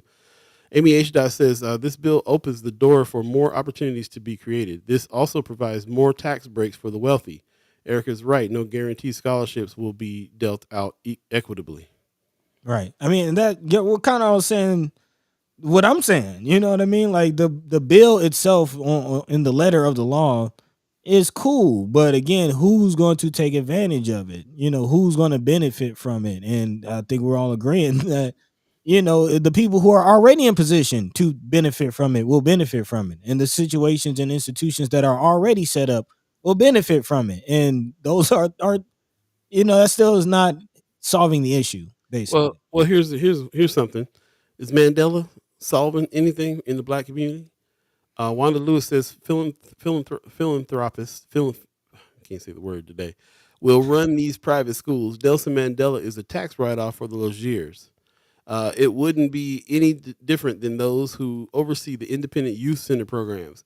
Okay, but yes, so Logier had the money to start a school. They could have started a school anywhere. They chose to start a school in North Omaha to cater to our community. It is a tax write off for them, but they also hired people that were that wanted to build curriculum around people in our community. And we talk about Mandela all the time as a good school. We need more of these Mandelas. I would So love to put my child in Mandela. love to put little man Mandela as well. So is it a benefit to the black? Is it a benefit to our community then? Then even if it is a white company that a philanthropist situation where they're getting a tax write off for having made the school happen. Um, like Brother McKinney was saying, it would be great to not be depending on, these companies. It'd be great if it was owned by us in our community. But at the same time, is Mandela working? Some people say we had this discussion before. Some people say it's working for some. Some people say it doesn't work for others. But the point is, what else is there for us besides putting our kid in Catholic school or OPS? We have to speak about Mandela because it's the only private school that we say that we can say that about. Oh, we would love to get our kid in Mandela, even though it's owned by Logier and it is a tax write off from Logier. I'm close enough to some of these kinds of organizations to understand they wanted to do some good in the neighborhood. It's not like they just wanted a tax write off. They could have done anything else for a tax write off. Man, put a new lake. The chat is going off. Marion Williams, I'm just at the point now where we can't help some. We can't help some right now because we can't help all right now. Perfection can come later. Lee Rogers says, and how is this different from Black Omaha being financed by philanthropists under the guise of Grant opportunities. granting opportunities for low income youth, right? Brother Knight says, I say simple yet complicated because it would mean the beauty supply and hair salons in the black community would have to lose some profits. Because you think they would black business would be taxed or they would have to give money to some of these schools that got opened up. Von Chapman says, if you have money, you have a choice and a chance. Priority is always afforded those who fund those priorities. Yes, but everybody doesn't have money. So what happens with those kids? They go to OPS and they're just stuck in OPS. Ms. Eric Phelps says that this helps those that historically haven't needed help. I will say this: Department of Education and OPS and anybody who's pushing, who's for or against this bill, really needs to look at this show, because nobody's going into depth with the conversation as First Sky Omaha and the Chad Chimers are on this. We've just now spent close to an hour, another hour of many hours going back and forth about this and digging into the bill and understanding things. Buddy got caught up, didn't even sing the song on time because he was looking at the he was digging into the bill, the actual This my bill. cue. This my cue. Yeah, which actually I do want to post in the chat for others to look through if you do so choose. Yeah, good idea. We'll put that there and we can dig even further. And we got researchers, man. We got researchers. Amy H. I feel like Kimber Snipes. It looks like Brother Rogers is looking at stuff. Look like Brother Chapman. Wanda Lewis always is digging in some stuff. We got some people that are looking at these things. Marianne Williams, like I said, I watched her whole journey on her conclusions now. And we every time we talk about it, we get a little closer and closer. I feel like to really understanding the issue here and seeing what's up.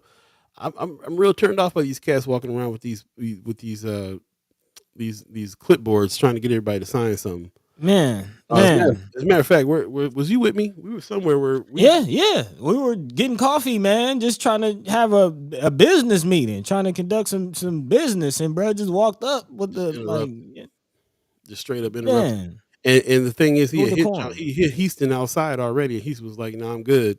And then came inside and got up in our conversation like black man wasn't talking, and just started. Well, this is a real important issue. You better get that clipboard out of my face. It turned off by that mess in the first place. Yeah, just real aggressive. Judy Prinzer, which article were you talking about? They said the first article Paul B talked about. Which article was that? Give me the context on that. I'm sorry. Talking about a lot. Von Chapman says, I hope the senators ask for accountability from OPS. Yeah. I mean, we talk about several different issues here. OPS needs to be held accountable. OPS needs to, we need to figure out what's going on with that budget. We need to understand exactly what we're talking about as far as these tax credits are concerned. Like I said, Brother McKinney came in and told us it's not the school that gets them. These are vouchers that go to the child so that you can decide where you want your child to go. No, we don't have a whole lot of choices on where to go. Mm-hmm. No, we don't have any schools that we would prefer to send there. Where's the Morris School at? We got the Catholic School. Hello. All right, Paul. Closest we got is Mandela. I mean, and Mandela's not even touting some of that stuff. Mandela's more of an arts kind of regular school. Yep. But where do our children get their cultural education? Where do we learn about ourselves? Where that still is not in schools. And to that point, kind of switching gears a little bit, in Arkansas, they completely just eradicated the African American studies. Completely. It's now an elective. You don't have to have it. Yeah, this is coming from the State Department of Education, who apparently they're dipping and ducking and dodging and dipping and ducking and dodging. They apparently have not responded to questions about the course's erasure from the state's recognized offerings. Again, of the new AP class focused on African American history and culture has been completely eradicated from that designation. The only official notice on the decision so far appears to be an email, which is very short, very, very short, that was sent to some school administrators at 8:01 a.m. on a Saturday. And it just says deleted course, AP African American Studies. That's it. No explanation. No. That's deleted course. Where do you send your child for cultural education? Where do you send your child? Not to mention what's going on in Florida. Just want to throw that in there. And let's reiterate what's going on in Florida. Again, more of the same, and actually even worse. If you haven't seen the Frederick Douglass video or the Christopher Columbus video. Again, there's now educational material going out and coming out of Florida. Apparently, they've contracted with a platform called PragerU, who has some very questionable revisionist history going on. Brother Knight is reminding us what era we're in. We're in the era of affirmative action being taken away. All this is possibly tied to a affirmative action ruling. And also just the era of anti-CRT, the social emotional learning trying to be tied to CRT. They have taken out lessons about Dr. Martin Luther King in some curriculum. I remember us starting this whole thing really talking about junior high school curriculum. When they're redoing the social studies books and they're leaving a whole bunch of stuff out, and the kids knew it. And it's been a downward spiral from there as far as what it is they're trying to take out, all the way down to politicians saying stuff like slavery was a benefit to black folks. Everything that's been said, and how they are a war against CRT that's not even being taught. Not even understanding what SEL is and how it has nothing to do with CRT. It just race, like, here we go, race-based discrimination. Yes, they are crafty. And when we're talking to people, when we're talking to boots on the roots people action folks, BAA, Brother Terrell McKinney, Senator McKinney, Senator Wayne, we're talking about, well, let's jump to what we can do. Well, one of the things we need to be doing is starting our own schools. I mean, it's natural progression to get to that conclusion. How can we do that? Well, we got people in the legislature that's trying to open the doors for us to be able to do it. Marianne Williams said a little earlier in the chat. Let me see if I can find it because it's very significant. She was talking about her journey. She said, I fought against vouchers for years with the promise that systematic problems in public schools will be addressed, but that hasn't happened. Right. And it's not going to happen. It's not. They work with kids every day from OPS, and OPS is failing a bunch of kids on a regular basis, and they have no alternative. And it's not being fixed. It needs to be fixed. It needs to happen. I look at things like it needs to be happening at the same time. Somebody needs to be fixing OPS while there needs to be ability for us to make our own schools and so on. Mm-hmm. Those two things need to happen at the same time, I think. Yeah. In the chat, Marion Williams also says, this is what I'm talking about. Conservatives are destroying curriculum instead of improving it. And history tells us how that will turn out. That's real. I know more people nowadays that are homeschooling their kids than I ever in my whole life.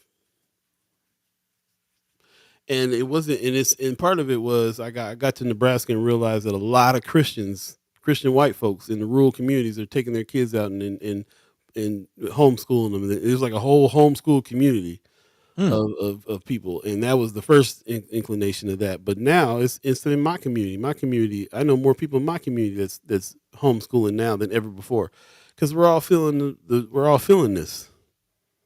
We're all feeling all this. And we talk about it three times a week, 2 hours a day, about all the things that are being left out. We already had a hard time with public school in the first place. Now there's a war on school, a war on teaching people, especially culture. 8:34 right now. If you believe in the concept of time, we're definitely letting the time get away from us talking about this subject. But hey, it seems like there's something that needs to be discussed here. You guys are asking about some folks. Von Chapman's asking, where's Ricky Smith? Where's Barry Thomas? Brother Rogers is asking. Yeah, we can have these people on and talk about these things for sure. So I mean, we're trying to tackle all the things. We're trying to tackle all of the issues. Yeah, it's a very complex. I mean, because it just kind of has evolved into that. As far as, but I think we can all agree that something needs to give, something needs to change, and the situation is now isn't helping. Amy H. Dot says another thing Winnebago tribe did right: their own schools, their own bank, etc. Hello. Come on, learning from the Native brothers. Wanda Lewis says homeschooling should be also a choice. Taxpayer money should go to them as well. You want to take your kids out homeschool them, get a tax credit. Man, that's probably possible with the door opening that Senator McKinney's talking about. Mary Wynn says a good number of private and charter schools have been started by homeschool communities. There you go. Good place for us to move on from this. I appreciate everybody's Yeah. comments. I think that we are definitely come down to some things and understanding even more deeply all these subjects. And this won't be the last time we talk about it. Like I said, we got to really understand that there's a couple things going on here at the same time. Something got to happen. Something got to be fixed with OPS, but also we have to have the doors open to be able to have the doors open to be able to create what we need to create in order to save the kids that ain't gonna make it OPS, whether they're in there good or not. I mean, and support for families, which is I'm always about. It ain't just about the kids. The kids aren't going to thrive unless the families are supported. So how is the family being supported to be able to homeschool or put their kids somewhere else, or just make any kind of adjustment for if something's not working for the kid. They've taken, we just did an article, we just did a report on the fact that they took out some special ed teachers out of OPS Yep. recently. Yep. What's going to happen with them kids? And you talking about kids falling through the cracks? What happens if they have special needs and don't have no teachers for that? Right. Or and then the parents have to drive 20, 30 minutes to take them to a different school. And what does that say about them getting to work? Bro. Brother Roger said Ho Chunk Inc. has been great partners for my business. They've been great partners for several people that I know, and I'm definitely down to get with Ho Chunk. They're doing things the right way in a whole bunch of ways for their community. I'd love to mimic some of that for our community for sure. Let's move on, man. 8:37 right now. If you believe in the concept of time, thanks for everybody that's continuing on. If you missed any parts of this show, go back and check it out on Facebook or YouTube and jump into the chat. Especially on Facebook, I think we're a whole lot. Well, no, YouTube is doing a whole lot of chatting now. I think it was half and half before, but now it's like more YouTube. So definitely check out both sides of the chat, man. And then also, Buddy's going ahead. We're going to go ahead and put this article from the Nebraska legislature in here on the subject, so you can do some more deep dive digging, and we can all take a look at it some more. Yeah, have some deeper conversation about it. Go ahead. It's the bill itself. I believe Marianne Williams did say one last thing I want to point out as far as the bill does lay out. She says the donations go to a third party. No, that's not it. It lays out most of the families are low income families as far as who get first dibs on the scholarships. That is one thing that is laid out in the bill. Again, low income students on IEPs. Those things are also laid out in the bill as far as who gets first dibs on what scholarship. So we'll definitely continue to look at this situation. And again, there is the bill for all of your viewing pleasures. So go ahead and check that out if you would like to. But also pivoting, but still keeping it with schools, we got to kind of mention at least what's going on with Crete Public Schools, who silently passed a drug screen policy for middle schoolers, and a lot of parents are up in arms.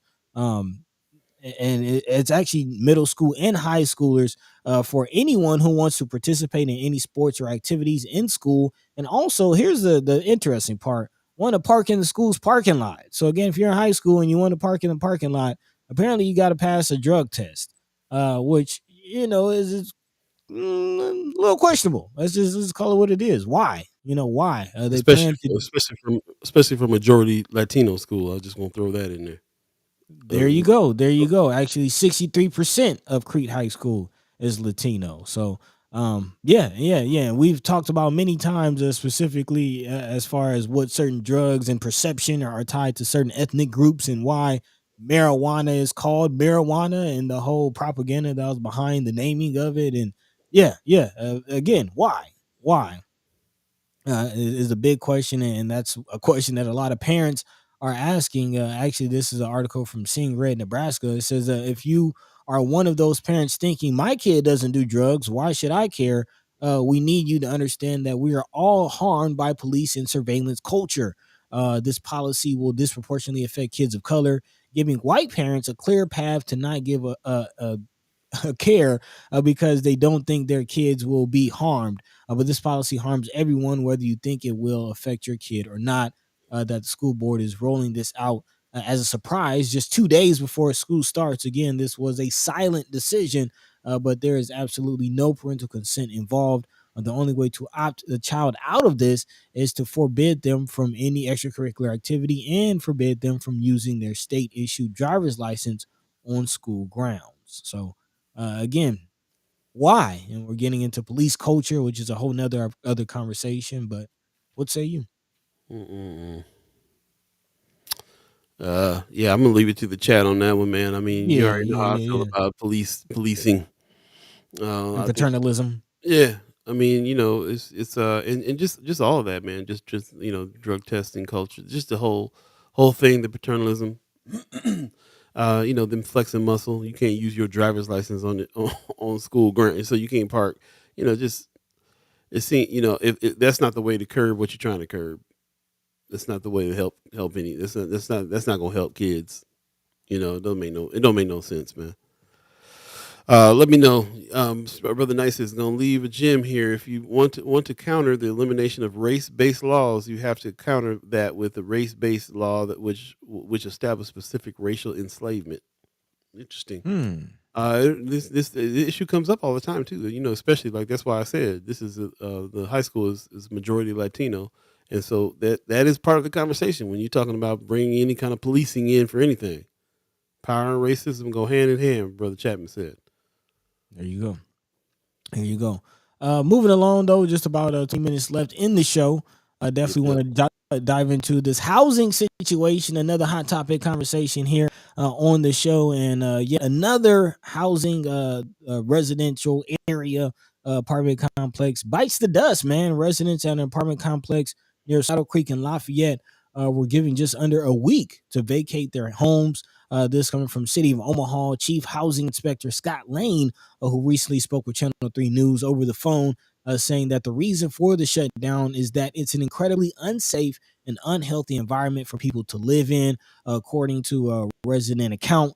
Leaky plumbing all over the wall, no insulation in the walls. The roaches were just yeah, a big issue. According to resident Christopher Hall, he says we've kicked them back quite a bit, but they are just so tough.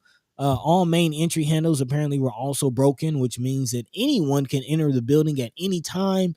And again, according to resident account, many have taken shelter in the vacant rooms and in the basement. This is actually the issue that brought this to city officials' attention.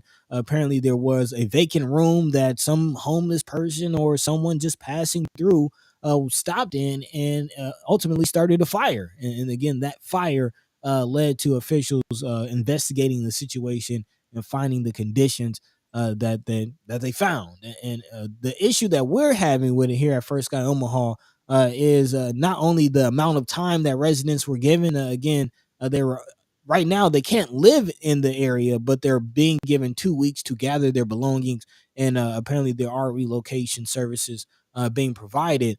But to what level are the property managers being held accountable? Again, Channel 3 did try to reach out to the property managers, and some person did ultimately answer the phone, but said that they passed the message along, which we know what that means. No, nobody's going to get that message. So who's being held accountable? This is yet now the third or fourth situation that we've heard that individuals were, subjected to, man, dangerous. Let's just call it what it is, dangerous living conditions, and not many details being provided about what's going to happen to the property managers. Number one, season 6, Boost to the Roots. Amy H. Dot. Let's figure out what we can do. These people got to be out in like 9 days. Is there anything we can help with? Feet on the ground, boots on the ground, trying to get some people together to help. I'm mad about this stuff. I'm too mad about it. Because why would conditions get so bad? Why would there not be any inspections for people that own these properties to figure out that conditions were getting so bad that they're all the way bad now, and you got 10 days you got to get out? Why is it always this residents that's got to suffer? Why do they have to be out in 10 days? Why couldn't there be some inspection on these owners' properties way before things got bad, or as soon as something gets bad? Why is it that it has to get to the point where people got to get thrown out of their homes immediately because of how bad how bad the situation got to be? You name some of that stuff, Man, infestations.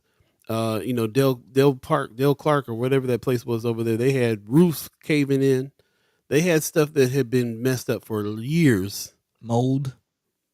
It doesn't make any sense to me why the people who are most affected with the least money gotta they gotta be the ones to really. You know how much cost to relocate, find another place to live, go through the Man, whole thing, bro. Get your gotta. stuff out of there. You're gonna lose a bunch of stuff because of stuff like mold that gets on your stuff, and now you got to throw your stuff away. Bed bugs that you got to throw, mattresses. Like it don't. It's so ridiculous. What? Why isn't anybody keeping track of what these landlords are letting happen to these buildings that people are living in? It doesn't make any sense. Why it has to come down to the lowest common denominator they got to get out in 10 days. It don't make no sense, bro. If I owned the building, it wouldn't. If I owned the building, it doesn't make any sense. Like you just are not taking. You just a slumlord is let them live in the Man, most deplorable conditions that they can stand. It must like not get be too this. bad. They're not moving out. They Eh, obviously aren't moving out because they can't move out. But now Yeah, they have to move out. some can. Some Some can. some can't. Some people in this article are quoted saying that they're going to quote unquote tough it out. They're not going to be able to tough it out.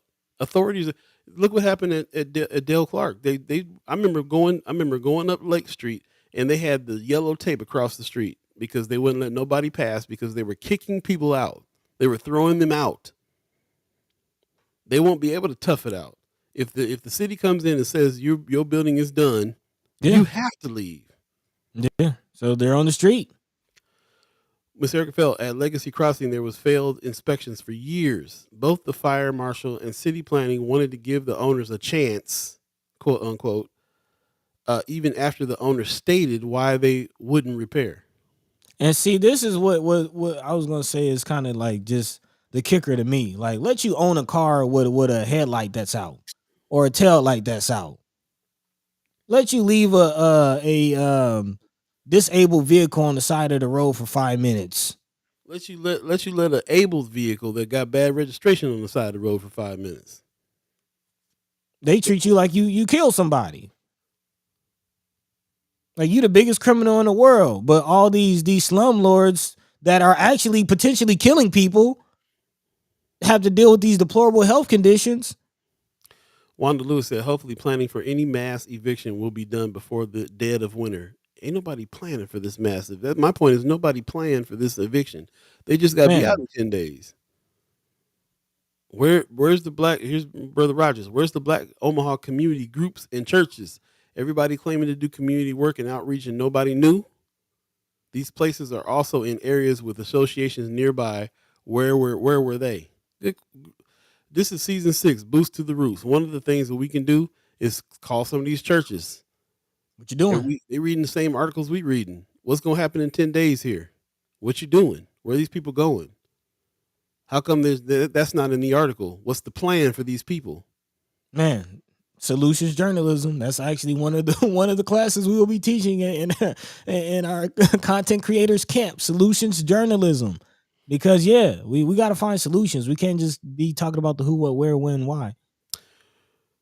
I'm getting too hot. I'm gonna just go back here. Content Creators Camp 2023. You said it. I'm gonna say it again. Coming up, Baby Boy Bowling. Chris Bowling is gonna be the one that's gonna teach you about solutions journalism. Not this week, but in the weeks to come. So register now. We're on week 3 this Saturday coming up at Elevator. Abby Kretz and Dr. Carol Zugner will be there talking about citizen journalism, which comes first. This is us. Boost to the roots. We need to go down there and talk to these people, find out how long this stuff has been going on at this apartment complex. They've been probably living with these conditions for years. Nothing's been done. That's why organizations like Citizen United had to be made. There's several organizations out here that's supposed to be keeping track of these slumlords, and nothing. What's going on with that? How much are they able to keep track of what they're doing? Brother, I said all in the name of affordable rent. That's what it is. When I was looking for Man, places, if you're looking for places that's in between $500,000, then it's a crapshoot on whether or not you're gonna have to deal with this kind of mess. I lived in places where I did all the repairs because the landlord was going to up the rent $1,000 if you asked him to do anything, if he was going to do it at all. Man, Malik Rogers says these are all questions to pose when election season starts. I would disagree. I would say these are questions to pose right now. Who's the candidate preparing for election season? Who's going to address this? These are questions we need to ask right now. And not to mention, we spoke to Senators Terrell McKinney and Justin Wayne. This is also the perfect time to start throwing some bills together. There you go. Boots to the roots, y'all. What we gonna do? We're here erasing the illusion that the people can't do anything. We're erasing the illusion that we're powerless. What we gonna do? Yeah. We talked about how the growth of this city. I said this earlier. I was talking about coming from San Bernardino, where they're about to go bankrupt and turn into a Detroit, in comparison to Omaha, and how Omaha and Nebraska in general has been growing. It's been on a steady growth. How deplorable is it that we have situations where we don't have any affordable houses? First of all, just where to move is the problem. Affordable housing is the problem. And then on top of affordable housing, bad systems with landlords, with slumlords, no checks and balances for people that own property out here. You got people like I'm not even gonna start naming names of companies yet.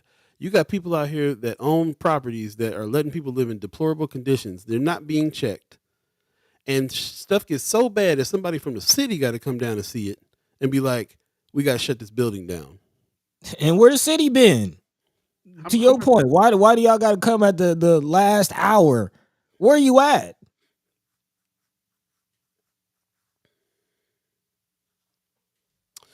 So, on this subject, we will absolutely be having some more discussion, and not just discussion, but I'd like to try to get a group together. Like I said, I don't know if Amy H. Dot's still in the chat, but let's talk about what we can organize here, put together. Go talk to some of the people, the organizations that are around these neighborhoods. Hit some of the churches up. Try to find out what everybody's doing, and put some kind of plan in place for these people. How many people are we talking about?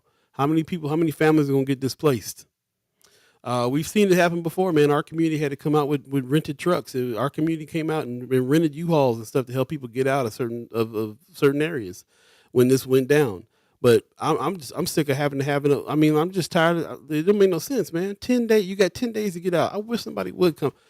I wish that I was in a situation where they would have been. I mean, I'm sure that these people have been complaining this whole time. They just been all silent. Somebody's been saying something about these conditions. The landlords knew about these conditions. This is not something they didn't know about. They were letting this mess go. Man, there are folks whose job it is. That's what they do. They wake up in the morning, strap their boots on, and their job is to make sure stuff like this doesn't happen. Who is that? Where are they? Where's the local city council representatives? Thank you, Brother Chad. I mean, we reached out to folk. I like what Malik just reminded me. Malik Rogers, Brother Rogers says, where are the neighborhood associations? There you go. Kimra, what can One Omaha do about this? Reminding me about this challenge that we have for all of us to join our neighborhood associations, make one if we don't have one, and let's make sure that we can take some of these neighborhood associations and turn them into action groups that can do something about these things. Neighborhood association would have been fighting for these landlords to change up some stuff a long time before. That could have been the back that some of these tenants needed in order to get some of these changes made before they had to move out of their homes. So, and then, maybe there can even be support there for people that got to move out from other people in the neighborhood. It's a great idea. Malik Rogers said One Omaha has reps from them and city. What are they doing? Well, Kimra Snipes is the executive director of One Omaha now. So any questions you have about what One Omaha is doing, she can answer. And she's on here with us because she's looking for ideas and trying to figure out solutions and putting things in motion herself. Right. So it's a great question to ask. Let's find out if One Omaha can help. But also let's think about that too. Where's the neighborhood associations? I love that. I love rounding back around to that. That's number one priority for Boots on the Roots this season. Join your neighborhood association or start one if you don't have one. Yep. And let's not be shocked and surprised. Let's not have to read from the newspaper that some of our neighbors are about to get evicted in 10 days. And that's all I have to say. There you go. We all we got, y'all. Get off my soapbox now. It's 5 minutes till top of the hour. Buddy, we got any lightning round things we wanna throw in before we get out of here? Yeah, yeah. Well, of course, apparently there was a big meeting yesterday to talk about the city's Action Zero plan or Vision Zero Action Plan. There we go. Again, according to the city of Omaha, a fatal crash dashboard, there have been 21 deadly traffic crashes in Omaha this year alone. Mm. This includes pedestrians, motorists, and cyclists. The city of Omaha's Vision's Zero Action Plan aims to bring fatalities and serious injury traffic crashes to zero. No loss of life is acceptable, so that's a trend that we need to work on fixing here in the city of Omaha, says Austin Rouser, who's Assistant Public Works Director for Transportation Services. How Of about we course, how about we pick how about we pick this up Friday and we can talk to Kimra if she made that meeting. okay, yeah, yeah. Yeah, Well, we'll yeah. see if we can get some notes on that. But there is an action plan for that, and of course, we talk about all the time about the bad drivers here in Omaha. Again, routinely, Omaha is voted as the worst drivers in the country. So, yeah, yeah, yeah, definitely looking at that situation. Let's get to it. I want to get to the haps. What else you got? And then also something we're going to put a pin in for Friday, man. Talk about this new DHHS hiring. Again, Jim Pillen has appointed Steve Corsi as the new CEO of the Nebraska Department of Health and Human Services, who replaced Danette Smith, who I believe stepped down after the whole St. Francis situation. But yeah, again, Smith resigned earlier this month.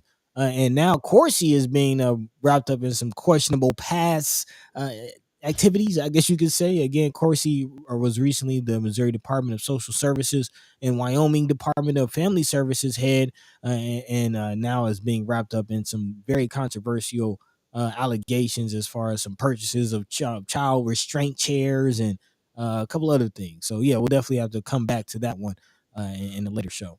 Yeah, straight jacket chairs going on, all kinds of Man, stuff. man. Yeah. Yeah. Right on. Let's get to some haps. We got about 3 minutes left. Appreciate everybody that's bearing with us on this. We want to make sure that we can get out of here in a decent amount of time. I just want to make mention Michelle Trosclair is still part of what's going on at the Benson Theater when it comes to the Red Velvet Curtain open mic, which is the Hey. extension of the Verbal Gumbo.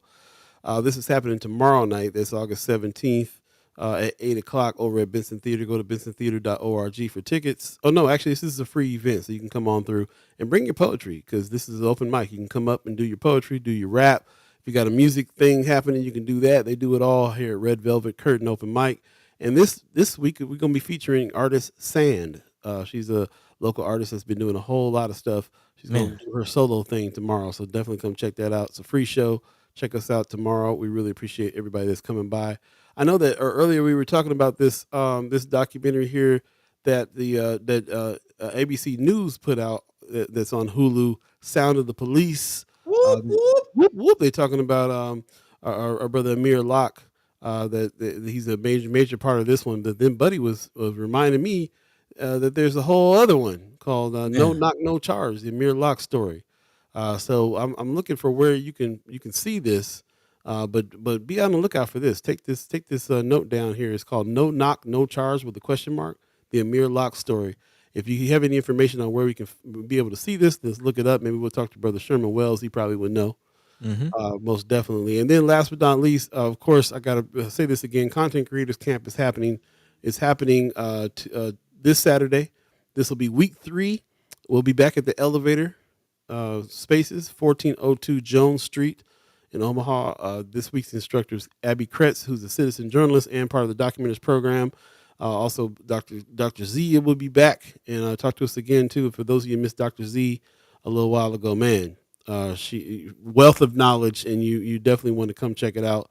Yeah. But you've already heard about what we're doing with this. We're venturing into some education here. We want to bring an army of citizen journalists out of our neighborhoods in order to be able to tell our stories, in order to be trusted sources, and not just have to depend on mainstream media for news from our area. So it's only going to start by us creating an army of content creating journalists, citizen journalists, and documenters.